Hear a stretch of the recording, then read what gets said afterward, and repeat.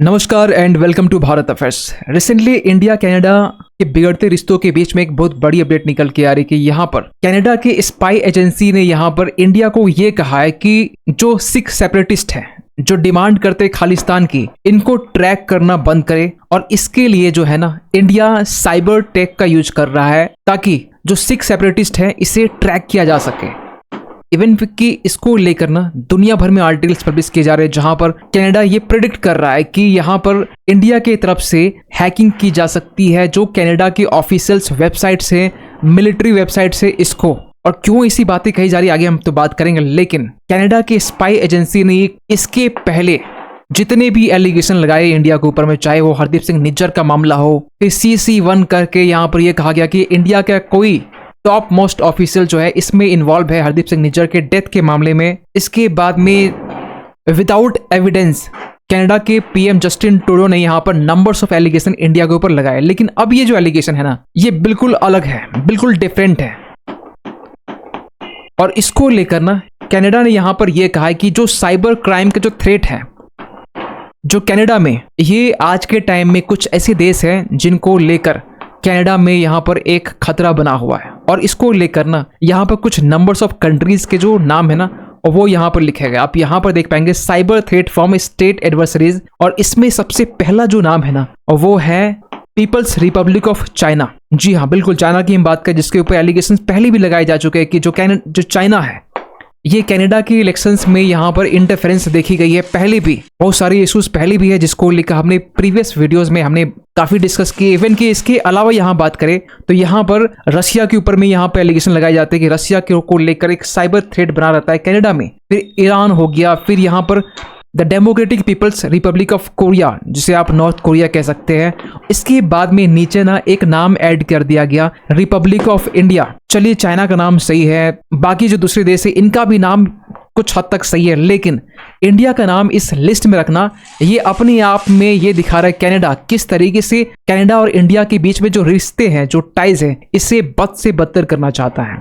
Even कि इसको लेकर ना डिटेल में यहाँ पर यह भी लिखा गया, अगर ब्रीफली अगर आपको बताना चाहे कि इंडिया से कनाडा को साइबर थ्रेट है और इसके लिए जो कनाडा है साइबर प्रोग्राम यहाँ पर स्टार्ट कर चुका है जिसके जरिए जो जासूसी, स्पाइनेज, काउंटर टेररिज्म की हम जब बात करते हैं इसको काउंटर करने के लिए कनाडा ने यहाँ पे स्टेप्स उठाए। इवन कि यहाँ पे ये भी कहा जा रहा है कि इंडिया ने साइबर अटैक करने के लिए ना जो कमर्शियल साइबर वेंडर्स है, जिसे आप इन शॉर्ट कह सकते हैं कि प्राइवेट जो साइबर हैकर्स है ना, इसको यहाँ पर इंडिया अपनी तरफ से यूज कर रहा है कनाडा के ऊपर में हैक करने के लिए।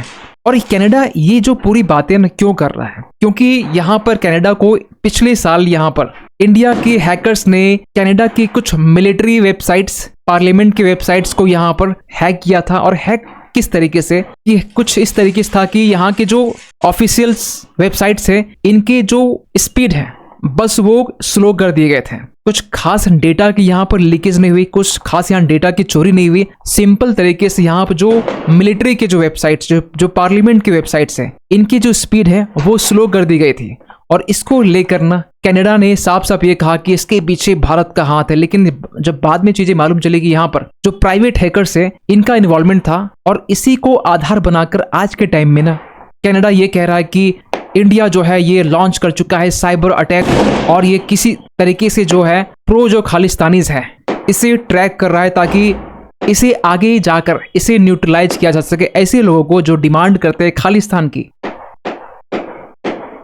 और इस तरीके से ना कनाडा ने यहाँ पर चाइना, रशिया, इन लोगों के नाम के साथ में इंडिया का जो नाम अटैच किया है, जो जोड़ा है, जो हम ये कहते हैं कि जो नाटो जो देश है ना, नॉर्थ अटलांटिक ट्रेटी ऑर्गेनाइजेशन की जो पूरा एक ग्रुप है, ये एक पहले से यहाँ पर क्रिंक नाम का जो एक बेसिकली एक एक्रोनिम्स है, क्रिंक में यहाँ पर चाइना, रशिया, ईरान और नॉर्थ कोरिया, ये देशों को यहाँ पर माना यह जाता है कि ये न्यू एक्सिस ऑफ एविल है, एक दुश्मन का समूह जो नाटो के लिए। लेकिन इसी सीरीज में, इसी नाम की सीरीज में यहाँ पर अब इंडिया का भी नाम यहाँ पर ऐड कर दिया गया है कनाडा की तरफ से।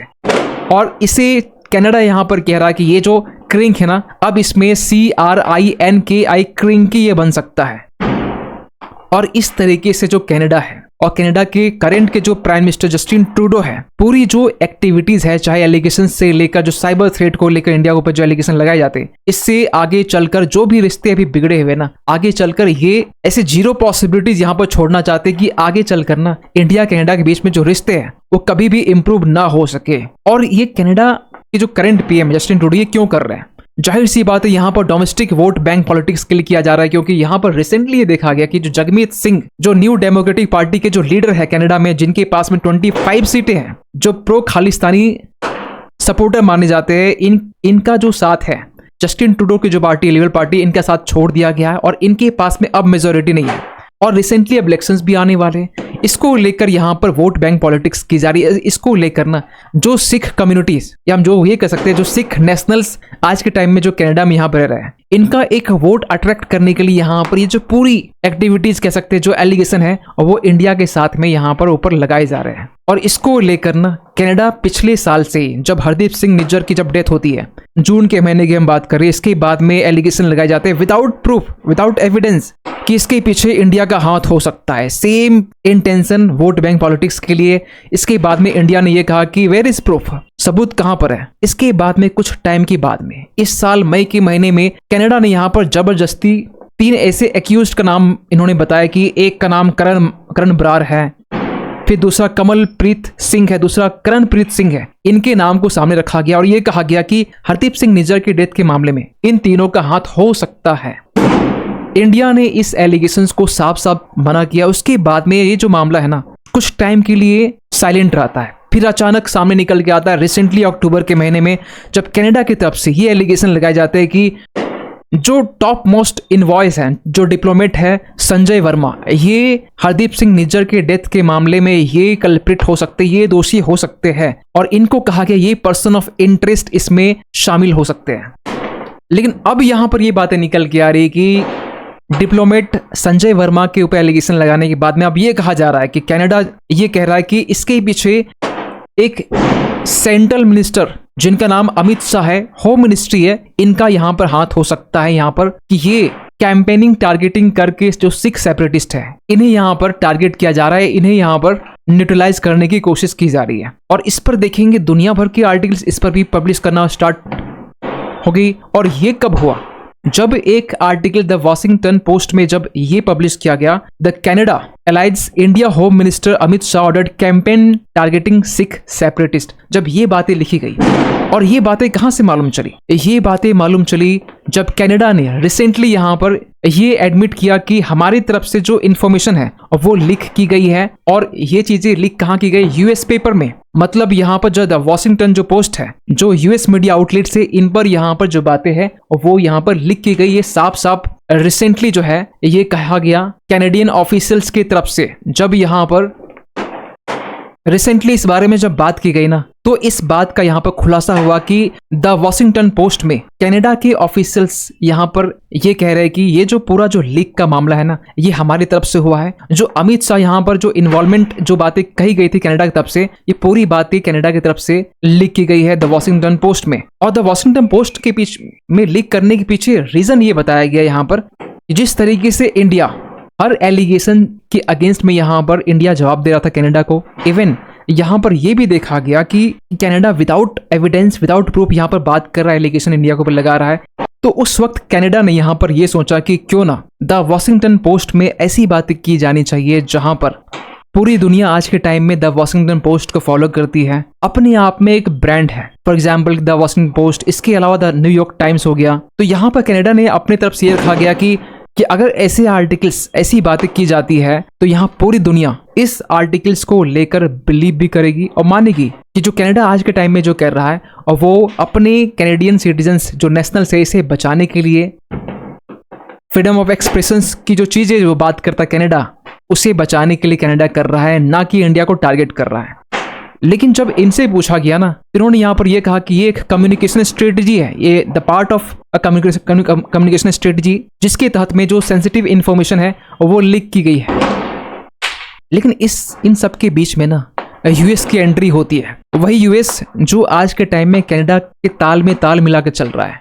चाहे निखिल गुप्ता का मामला हो, चाहे रिसेंटली फॉर्मर रॉ ऑफिसर्स विकास यादव का मामला हो, जब ये बातें सामने निकल के आई कि अमित शाह का यहाँ पर इन्वॉल्वमेंट देखा जाए, तो ये बातें यहाँ पर यूएस अब ये कह रहा है कि ये कंसर्निंग है। एक टाइम के लिए माना जा सकता है कि यूएस में रिसेंटली इलेक्शंस होने वाले हैं 5 नवंबर के टाइम में। यूएस इन सब चीजों को लेकर अभी फिलहाल तो सीरियस नहीं है, लेकिन इंडिया को लेकर अगर यहाँ पर ट्रंप सामने जीत के आते हैं तो ये जो पूरा मामला जो है ना, इंडिया कनाडा का जो पूरा मामला सामने निकल के आ रहा है, ये चीजें हमें आगे बदलती हुई दिखाई दे सकती हैं, क्योंकि ट्रंप और कनाडा के बीच में एक लंबे टाइम से ट्रेड पॉलिसी को लेकर एक डिस्प्यूट्स देखा गया है। इवन यहाँ पर ट्रंप ये भी कहते हैं कि अगर यूएस का प्रेसिडेंट अगर अभी मैं होता तो यहाँ पर जो रशिया यूक्रेन जो वॉर है ना, अब तक रुक गया होता। इजराइल ईरान के बीच जो कॉन्फ्लिक्ट है ये रुक गया होता, क्योंकि यहाँ पर इजराइल को साफ साफ ये कहा जाता है कि ईरान के जो न्यूक्लियर साइट से यहाँ पर इजराइल को अटैक करना चाहिए। तो इस पर रिसेंटली ये भी देखा गया कि इंडिया को लेकर ट्रंप का जो नजरिया है और वो फिलहाल तो पॉजिटिव है। वो रिसेंटली यहाँ पे हिंदूज को लेकर बात कर रहे हैं। India current prime minister PM Modi के बारे में ये कह रहे हैं कि ये नाइसेस्ट पर्सन है। तो यहाँ पर ट्रंप कनाडा के पीएम को ये कह सकते थे कि जितने रिलेशन जो है ना बिगाड़ने थे इंडिया के साथ में, आपने बिगाड़ लिए, अब बस करो।